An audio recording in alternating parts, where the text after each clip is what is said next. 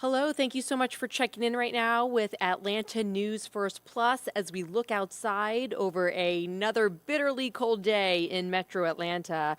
This is a look at Midtown right now where we've got the sunshine again today, but we are just starting the day with really, really cold temperatures. Hope you are staying warm. Thanks so much for checking in. I'm Megan Packer here with Atlanta News First Plus. If you joined us earlier this morning on TV for Atlanta News First Sunday morning, you heard from our first alert meteorologist, Courtney Jacobazzi, that some good news is we will at least get past the freezing mark today up into the 40s. So download our first alert weather app for the latest on our forecast right now. But right now, I do want to get you caught up on some of the top stories from overnight, including a bunch of house fires. It was a very busy night for Metro Atlanta firefighters in a few different jurisdictions, and they battled house fires. See if we can get this video up here playing. They battled a couple of different house fires, including this one in Cobb County. We had a crew there on the scene near Powder Springs, where two people managed to get out of the house. This is on Dawson Drive, north of Powder Springs.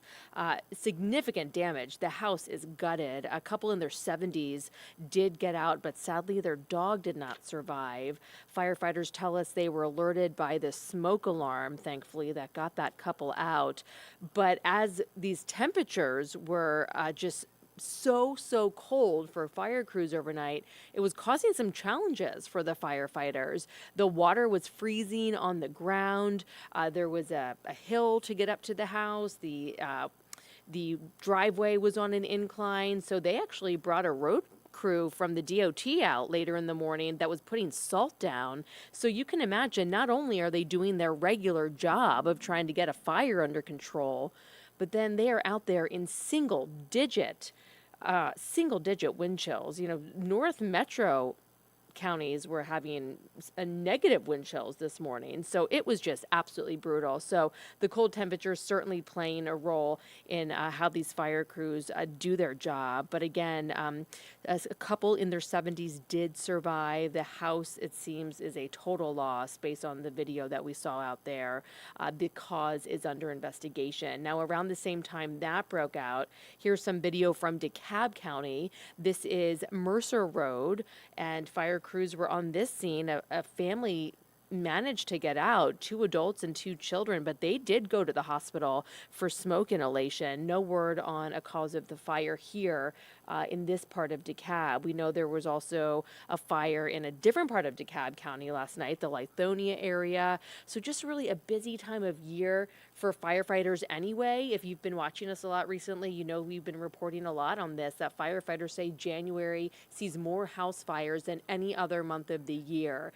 And unfortunately, it's living up to its name this weekend. They just remind you about taking all of the proper safety precautions. Again, the fires from overnight still under investigation, so we don't know how they started, but we know last weekend in Paulding County, there was a deadly fire related to a space heater. So you just can't be safe enough when it comes to taking fire precautions seriously.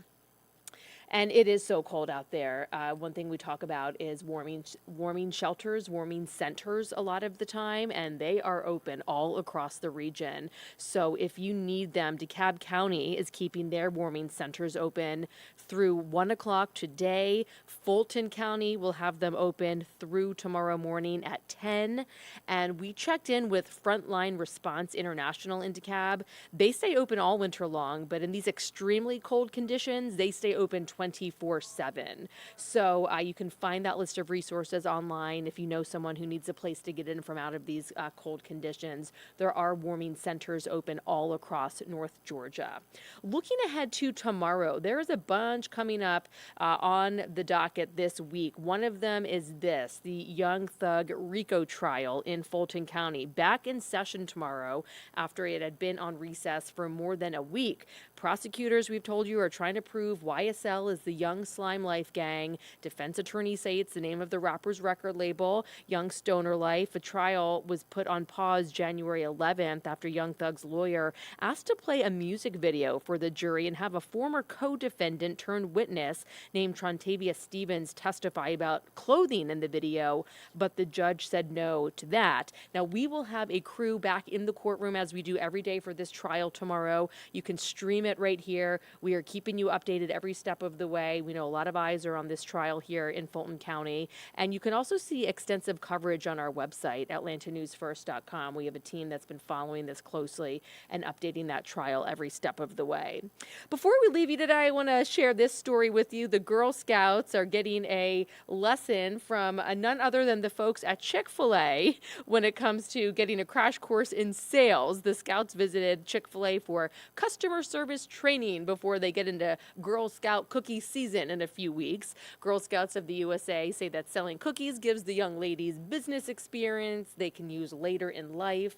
And we know you are probably wondering, so I will tell you that you can start to buy your favorite cookies from the Girl Scouts February 16th. So you can look online, find your neighborhood Girl Scout, ask your coworkers who's selling them. We know that's always a favorite time of year. So that is just a look at some of the stories making news this morning. I'm Megan Packer. Thanks so much for checking in with us here at Atlanta News First Plus. Our team will be here throughout the morning, keeping you updated on things, and make sure you are downloading our Atlanta News First app and our First Alert weather app. We are constantly updating those with your forecast and your news headlines throughout the day. Stay warm. The warm-up is in sight. But yes, it was a very, very cold weekend. So thanks for checking in with us, and we'll see you soon.